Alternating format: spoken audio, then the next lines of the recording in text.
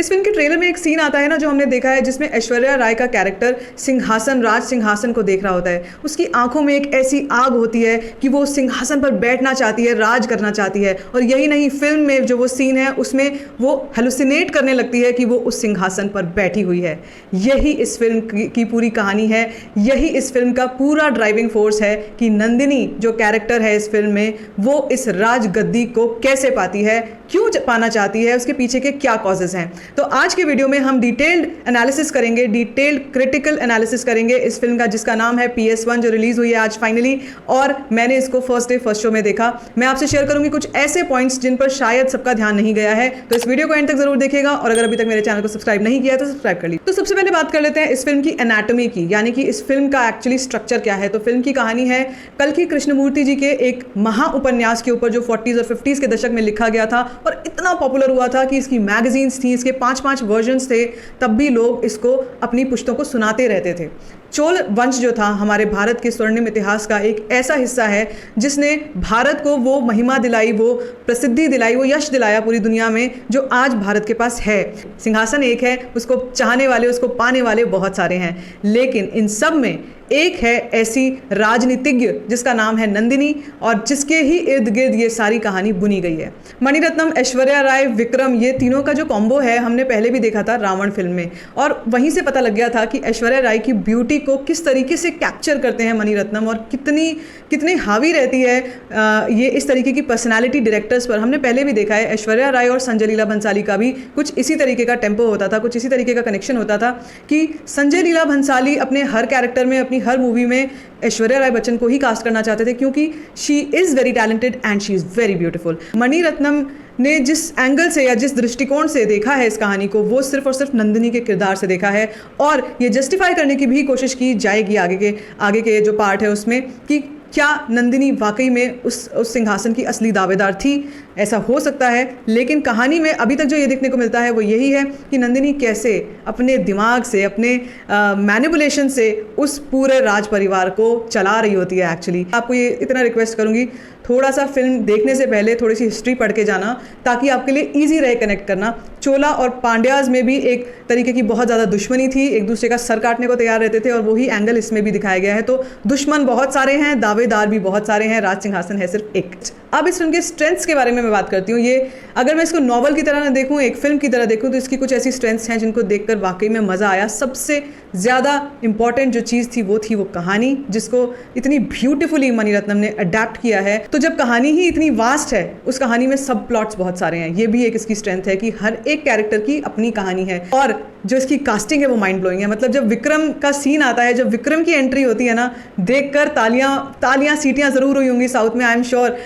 जो entry scene था विक्रम का, और जो एंट्री सीन था नंदिनी के कैरेक्टर का, जी हाँ, नंदिनी के कैरेक्टर का, ऐश्वर्या राय बच्चन का, उसको देखने के लिए लोग आगे सीट से आगे आ गए थे, इंक्लूडिंग मी, कि यार क्या है, क्या ब्यूटी दिखाई गई है, कैसे दिखाया गया है। This was one of the strengths. मतलब कास्टिंग हो गई, दूसरी हो गई स्टोरी हो गई, साथ साथ में इस फिल्म का जो म्यूजिक चलता है AR रहमान का, मज़ा आ जाता है उसको कहीं कहीं पे देखने में। कार्ती के साथ, कार्ती वाले जितने भी सीन्स हैं ना, उनको देखने में ज़रूर मज़ा आने वाला है। He is, you can say he is a relief in the film. मतलब ये जब भी आएंगे स्क्रीन पे तो आपको थोड़ा सा कॉमिकल रिलीफ भी देंगे, थोड़ा सा लाइट हार्टेड कर देते हैं वो उस टेंशन को जो इस कहानी में है। इसकी शॉर्ट कमिंग्स के बारे में अगर बात करूँ, तो जो इंट्रो सीन था जिसमें पोन्नियन सेल्वन को दिखाया गया, मुझे लग रहा था कि वो थोड़ा और ग्रैंड होना चाहिए था। पोन्नियन सेल्वन जब आ रहा है स्क्रीन पे तो होना चाहिए ना कुछ शोर, कुछ धमाका, कुछ तो होना चाहिए, कि जैसे जिस तरीके से विक्रम का जो सीन था वो था थोड़ा सा धमाकेदार, लेकिन जो सीन था पोन्नियन सेल्वन का, और लोगों को बहुत टाइम तक पता भी नहीं चला कि यही है पोन्नियन सेल्वन। तो जयम रवि का जो कैरेक्टर था और जो जिस तरीके से उनको इंट्रो दिया गया, आई थिंक वो इंट्रो और अच्छा होना चाहिए था, और स्ट्रॉन्ग, दमदार होना चाहिए था। जो एक शॉर्ट कमिंग एक और मुझे लगी वो ये थी कि थोड़ा और सिंप्लीफाई करके शायद दिखाया जाना चाहिए था। हालांकि अभी भी काफ़ी सिंप्लीफाइड है, क्योंकि ऐसे कई ऐसे सब प्लॉट्स होंगे या सब कहानियाँ होंगी, कुछ कैरेक्टर्स भी होंगे जो अभी भी इंक्लूड नहीं हुए होंगे, क्योंकि ड्यूरेशन इतनी ज़्यादा नहीं हो सकती एक फिल्म की। 10 घंटे तो नहीं हो सकती, 5 घंटे नहीं हो सकती, इसलिए 3 घंटे की फिल्म में जो आ सकता था उन्होंने सब कुछ लाने की कोशिश की है। स्टिल जो नॉर्थ इंडियन ऑडियंस है ना, उनके हिसाब से थोड़ा अगर सोचा जाए तो उनके लिए थोड़ा सा और सिंप्लीफाइड कर दिया जाता तो ज़्यादा इजी रहता।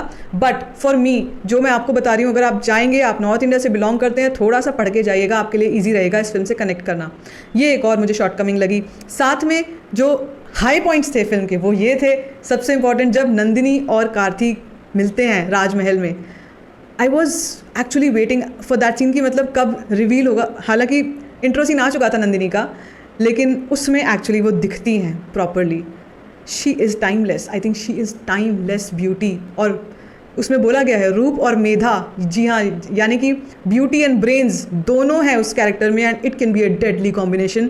She is looking deadly. I am not complaining any more now कि इनको प्रमोशंस में नहीं लाया गया। अब समझ में आ रहा है क्यों नहीं लाया गया, क्योंकि यार ये इंट्रीग पैदा कैसे होता अगर ज़्यादा प्रमोशंस में वो हमको दिखती रहती, इधर उधर दिखती रहती, बोलती रहती, तो ये जो इंट्रीग था ना ये नहीं होता। लोग आगे आगे बढ़ बढ़ के देख रहे थे ऐश्वर्या राय को कि यार शी इज़ एक्चुअली टाइमलेस। सब लोग जानते हैं, अब तक सब लोग ये जानते हैं कि डी एजिंग टेक्नोलॉजी होती है जिसके थ्रू जितने भी एक्टर्स हैं उनको यंग दिखाया जाता है VFX के थ्रू।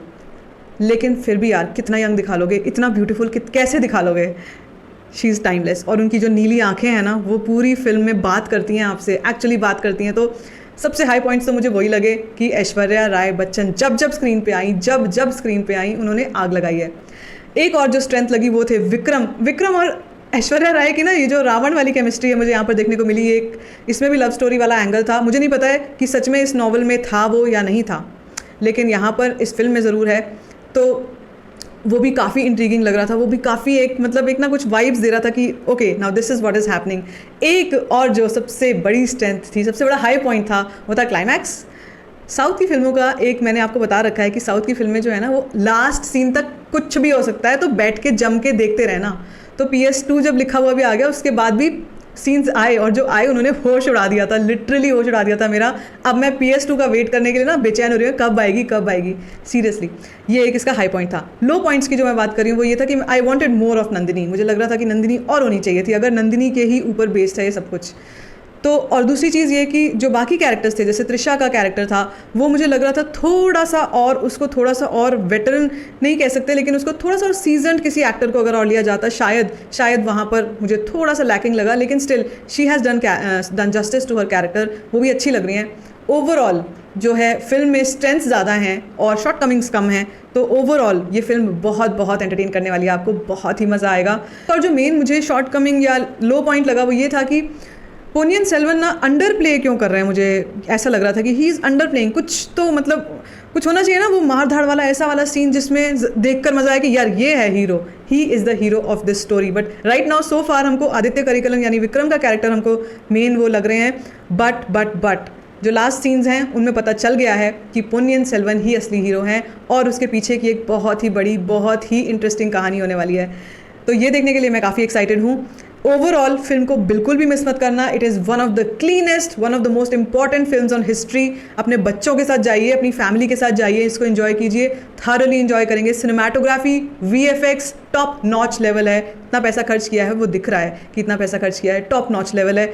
मुझे सबसे ज़्यादा अच्छा लगा पता है क्या, कार्ती और उसके जो घोड़े सिम्बा का जो कॉम्बिनेशन कनेक्शन था, अमेजिंग था वो। I am very very fond of animals and I could see कि वो कार्ती जो है ना वो एक अलग ही बॉन्ड था उसके सिम्बा से, वो बहुत ही प्यारा था, बहुत ही अमेजिंग था।